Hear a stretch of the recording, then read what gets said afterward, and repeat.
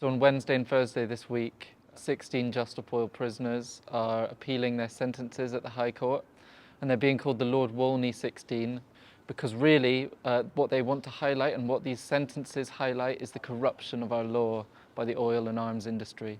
And Lord Wolney, that's not actually his real name. His real name's John Woodcock. He was a sort of disgraced Labour MP that was forced to, resign in 2018 due to sexual misconduct allegations. Was brought back by Boris Johnson in 2020 as the government's independent advisor on protest and on political violence. But that's not what he is. He's not an independent advisor. He's a paid lobbyist that sits on the board of various oil and arms industry groups.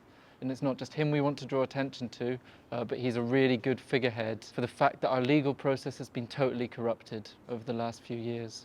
A lot of the same issues are going to be raised in all of these cases. These are 4 separate trial groups that have been put together.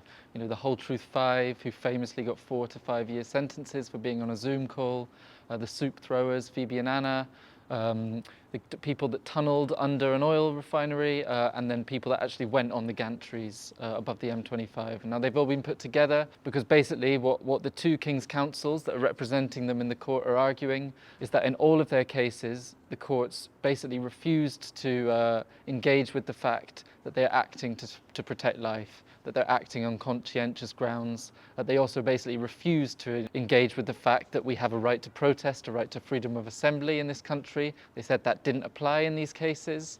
One argument that's being made in this appeal that hasn't really been made before is that actually in imprisoning these environmental protesters, the court is in breach of the Aarhus Convention, which is a sort of international treaty the UK's signed around environmental protectors, around protecting them.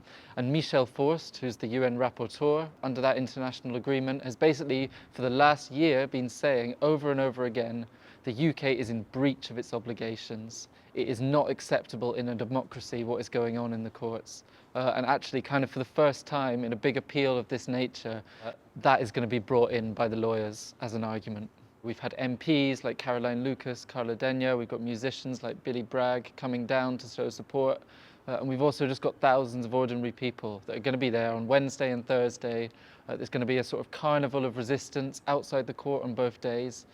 And then on the Thursday at 12 o'clock, over 1,000 of us are planning to step into the road outside the Royal Courts of Justice and block it for a short period of time, but to show the court and to show the government that we will not be deterred, we will not be intimidated, and we're going to keep assembling together in resistance to this system that's killing us.